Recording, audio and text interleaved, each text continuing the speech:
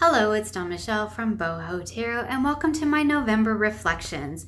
Today we're going to talk about the decks that I worked with all throughout the month of November. So in November, I created a video called Classic RWS Decks that I had missed out on. So all throughout November, I've really been diving deep into those four particular decks. So I worked with one deck a week. I really dove into each one, got to know them, and I am so glad I did because now I kind of get what all the fuss is about these decks. So let's turn the camera around, take a look at the decks, and chat about them a little bit more. So in November, as I've mentioned, I was working with all of my decks that I had done or I had featured in my classic RWS collection video, where I had purchased a bunch of sort of classic RWS inspired decks that I totally missed out on over all my years of tarot. And so I really dove deep into those this year, and that was so much fun. So the first one that I used is the Aquarian Tarot. And this deck, oh my goodness. Okay, first of all, I just have to say that shuffling this deck is a dream. I have so enjoyed working with this deck. And I think out of all of the decks that I worked with this month, I think that this one really has been the surprise deck for me. There's that Queen of Rods. She kept showing up for me. I even did like a special page for her in my journal because she kept showing up a lot. This deck really surprised me. I was really kind of surprised by, I don't want to say the depth of the readings, but the depth of just the depth that came through this deck. Because in some of the cards, like here's a perfect example with the Ace of Rods. Some of them are very minimalistic, right? There's not a lot going on in these cards.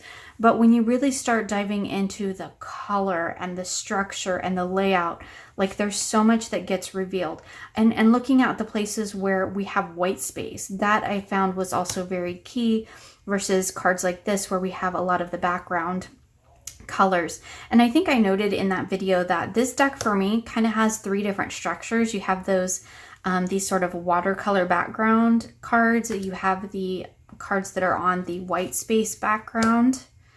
And then there were, I think, decks that were like this where you have kind of more full scenes depicted. And I thought that was really interesting. And it was really interesting to kind of key into that when you see these cards laid out together on the table, because some of them have these really beautiful watercolor backgrounds, and some of them have really, really plain kind of white space, almost like you can see here in the full. It's like almost like negative space, right? Where we're not looking at all at the background, but we're really focusing in on the character here. The faces kind of sometimes throw me off a little bit because we have these beautiful colors in these cards. And then you have the faces are all like sketchy, right? They're all like drawn, but they're not colored in. And so that was interesting sometimes to kind of pull that in and to look at how that actually, what that might have meant in a reading, or how it drew my eye, or what it brought to mind for me. That was really interesting. As you can see here, really, really prominent in this Empress card. And then you have the faces that look like they're drawn in pencil. So to me, that almost lends itself to a sense of impermanence, right? Of temporary. Like the emotion on their face could change based on the context of the card. I do quite like that Sun card. I think he's really cool. But like if something's drawn in pencil, like you can erase it, right? You can erase it and you could draw a different expression. Like here with our Nine of Cups, it looks like the surrounding is permanent. He's permanent. You know, he's done in a permanent media, but then his face looks like it's done in pencil, like it's just sketched in. So it could like easily be erased, and maybe on the context of the cards, like that could maybe suggest a change in emotion, whereas the, you know, Nine of Cups maybe in a less positive position could mean something a little less happy. I don't know, that's just kind of some of the things that kind of came to mind as I was working with this deck. They do kind of throw me off a little bit. I think this Devil's really cool. But I really enjoyed working with it. It's a different kind of deck, and it has a different kind of energy from a lot of the things that I have in my collection. But it's one that I definitely found myself like at the end of the week, even though I was really excited to move on to the next deck. I did find that at the end of the week, I was kind of like a little, I don't know, almost like a little sad to put it away, right? I was almost a little like, I don't know. There's a sort of a history here. There's sort of an energy here that just, it kind of feels a little bit, I don't really want to say ancient, because it's not very ancient, right? It's not historic looking. It's not ancient. It's actually more of a modern type of deck, even though it's in this very, what we would consider now, this very kind of older Art Deco style. But it just has a feeling of it, of kind of like being a little bit more in the realm of nostalgia, I guess. And there's the backs, which are really pretty cool. And because I had all new decks, I made all new bags. This was the bag I made for the Aquarian Tarot. I did have one of these for sale in my shop, but I think it's been sold now. But if you are interested in any bags that are similar, just let me know in the comments below, or shoot me an email or something. So that was a really fun one that I worked with the first week in November, and that was the Aquarian Tarot. So the next week in November, I worked with, you'll probably recognize these super iconic backs, which I actually kind of totally love, the Morgan Greer. And this one, because like I said, I made bags for all of my 4 new decks, and this one was the hardest one for me to match. I had a really hard time. I finally ended up in this kind of decorative paisley fabric that kind of matched the backs, and then I did the big kind of 70-ish floral pattern, I guess, kind of to kind of pull in some of that pop of color. But I really, really love it. I think I had maybe one of these in my shop as well. But again, if that's something you're interested in, let me know. The Morgan Greer, I think, is, I want to say it's like one of the ones that really kind of made a really, really quick entrance into my heart. I love this deck. The connection with this deck was almost instantaneous, like from the time I picked it up. And I think I talked about that in my video that I did when I first got all these decks. There is just something about this deck that is, it's like hanging out with old friends who've known you forever. They totally tell it to you like it is, but they do so in a supportive way. And I love that sort of up close and personal perspective of these cards.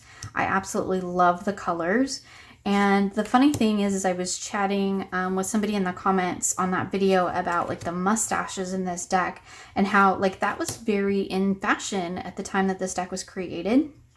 And I totally love them, because to me, it, like, here's a good example. Here's one. The Knight of Swords has one. To me, like my dad, all my uncles, and everybody had a mustache at that time. And so in my childhood, that's what I remember. I remember everybody having those big mustaches. And so for me, this deck definitely kind of pulls at those heartstrings, because it ties back into that for me on a, you know, kind of personal or emotional level. Like there's another one. Like, it's seriously, like my dad had a mustache like that. And, oh, here's a really good one. I love that one. I think he's just kind of awesome. He's very, very 70s. But for me, it also kind of gives the deck a little bit of a paternal feel, I think. And so, like, I feel like if my dad were to read tarot, which he doesn't, but if he were, I feel like this would be a deck that would kind of connect for him, and that, I don't know, it kind of feels like him in a deck to me, if that makes any sort of sense. And again, maybe it's just those mustaches, maybe it's the very 70s style of it. I mean, look at that. That's just like full on 70s there. And I mean, I don't know. It's just one of those that was like instant connection. It has a very almost paternal feel to me. And I really enjoyed working with this deck. I really, really enjoyed the messages. And I love this color palette. Like this color palette, I don't really tend to go for super bright kind of Crayola box I love that card too.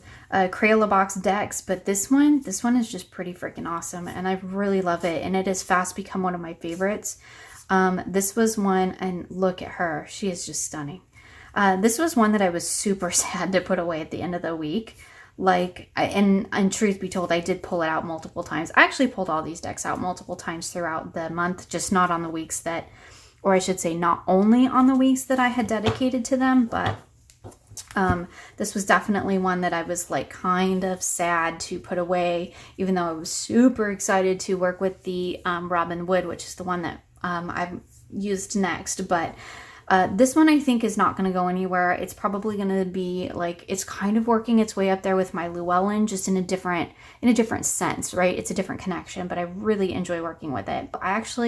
I'm enjoying working with it so much that I'm actually considering getting some different editions of it, just because like that's how much I love it. So anyway, so that is the Morgan Greer Tarot. So the next deck that I worked with is, and again, check out this bag. I was super excited when I found this fabric because I felt like it had a great match. I was originally trying to match the backs, and then I just wasn't finding anything that I liked for that. So I ended up trying to kind of match the energy of the deck itself instead, and that's where I ended up with that. I had mentioned, I think in the original video, that I wasn't fond of this cardstock, and somebody in the comments had said, no, just shuffle it, just shuffle it. And I do have to say, this deck, oh my gosh, this deck shuffles amazing. I'm so glad I really took the time to really pay attention to how it shuffles, because it's such an amazing shuffler. Okay, I do have a little thing to admit with this deck, which I did when I did my my chat with the 3 fat readers. I mentioned it there because we were talking about deck mods, and this is actually my second copy of the deck, because I ruined the first copy that I had. The original copy that I showed in the first video, totally ruined that one because I tried to trim it. And it wasn't so much that the trim went wrong. It was just, I got a couple of cards in, taking the borders off, and I just went, and it was on the majors, which they have the banners. I love this card. It's one of my favorites in the deck. The Ace of Pentacles tends to be my favorite card. Or one of my favorite cards. I've noticed that. But here we go. Here's a major. So they have these like little banners that extend over, and like you can totally chop them off. I've totally seen people trim this deck, and it looks pretty. It really, really does. It looks pretty trimmed, which is why I was like, I'm totally going to trim it. But I started on the majors, trimmed it, and it just felt wrong. Like, I don't even know how to explain it. I got a couple cards in. I even messaged Lisa. I'm like, I'm trying to trim it, but it's like, it's not right. It feels wrong. So I set that one aside and ordered another copy. Thankfully, it's a mass market deck and it's still readily available, so I was able to get another copy of it. But yeah, it was just wrong. So wrong. But I've really enjoyed working with this deck. I really love the sort of pagan-y vibe to it. It's very earthy. It's definitely it's definitely based on the Waitesmith, structure and system. And it definitely has that feel to it, and you can definitely pick up those elements in this deck. But in a lot of ways, it goes its own way as well, and I really enjoy that. And I really like the kind of earthy groundedness that this deck has. Some of their facial expressions are really awesome as well. This totally looks like an Outlander, a scene from Outlander to me. But overall, I really, really enjoyed working with this deck. I really love the like I said, the sort of pagan, earthy nature of it. It's very much an easy reader because it is very much an RWS deck. But yeah, I had a great time working with this one. I really enjoyed it. Fantastic illustrations in this deck. And I do also want to share, I did actually get the full book, which you can buy this separately. And I really enjoyed this book. Like, even though it's kind of like meant for, I don't want to say meant for a beginner, but there's definitely beginner information in this. I love the way that Robin Wood went through the tarot with this. So, she talks about why she created the book. And then this chapter on history theories was I really, really enjoyed it because, you know, she talks about how the fact that like we don't really know, right? There's so many different theories and ideas, and everybody kind of either contradicts each other or they like all pile onto like unproven theories and things like that. And I thought that was really fascinating. So I really enjoyed that. She goes into the history of her deck as well. And then she goes into detail about the symbols and, you know, what was going on, what she was thinking, what she wanted when she created the cards. And I found that to be really interesting. I love hearing about what a creator intends when they create a card. And when I have a book like this, even though I do, you know, I layer on my own interpretations or whatever as well, right? So I have my own sort of tarot language and I add that, but I always like to look at what the creator intended, because I always find nuggets in there, and that just adds that whole nother layer, this little richness to it. Like here we have the 8 of Swords. The key is I just can't. I mean, I think that's just fabulous. So I really, really enjoyed this. I think this would be an excellent book for a beginner. But even for, you know, those of us who are not beginners, there was still so much information in here and so many different ways to look at things. And I just thought it was really interesting. You know, she does go into, you know, beginning a reading and things like that in the back. She talks a little bit about ethics, some spreads. I do believe there's another book. She did mention another book. So that one, I don't want to say like I was surprised, because that sounds bad, but I was surprised. Like it was a great read. It was a pretty quick and easy read too for me.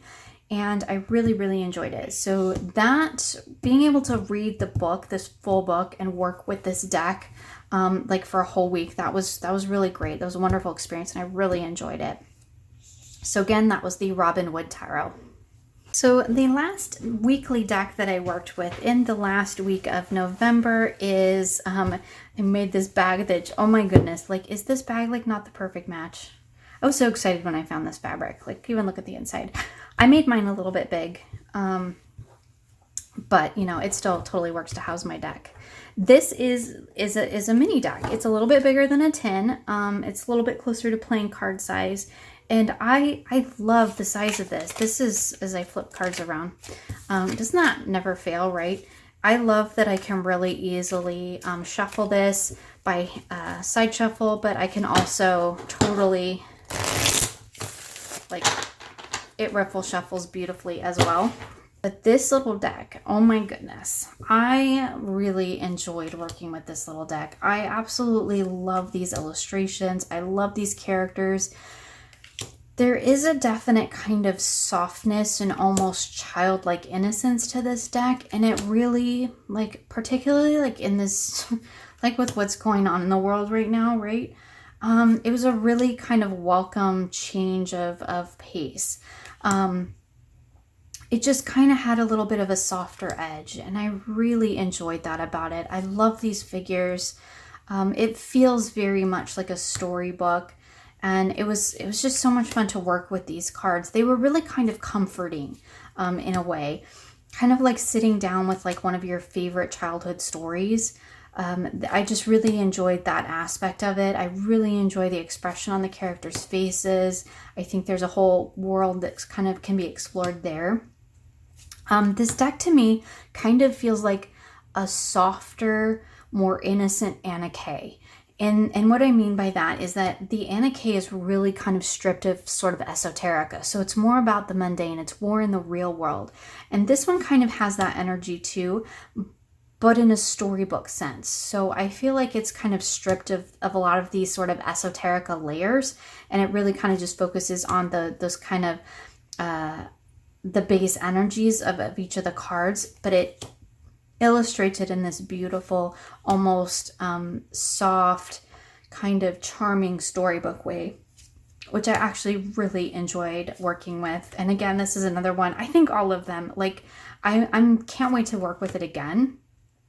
And I really, really enjoyed it. And it was another one that I was like kind of sad when the week was over, because I wasn't quite done connecting with this deck yet, I don't think. This is definitely another one that surprised me, because I wasn't really expecting to I don't want to say I wasn't expecting to like it, because I do really like it, but I kind of wasn't expecting it to make quite the little sort of emotional impact that it did. And that's really, really fabulous. I love when a deck surprises me. I mean, let's just be honest about it. I love when I pick up a deck and I have one idea about what it's going to be like. Like, see here, love this Ace of Pentacles. I have a thing for the Ace of Pentacles. But I love when I pick up a deck and I have one expectation of it and it just totally blows me away and shows me a whole nother side of itself. I mean, yeah, sorry, totally personifying my deck here, but yeah, I do that. I love that, Empress, too. I love when a deck does that, when it surprises me. I do have to say that, like, I'm totally thinking about trimming off the white and possibly this title, but definitely trimming off the white, because I didn't include the white border in my journal, so you can actually see it without the white border, and it looks so pretty that way. And I'm considering even taking off the banner, but it's going to be really little if I do that, so I haven't like 100% committed to it.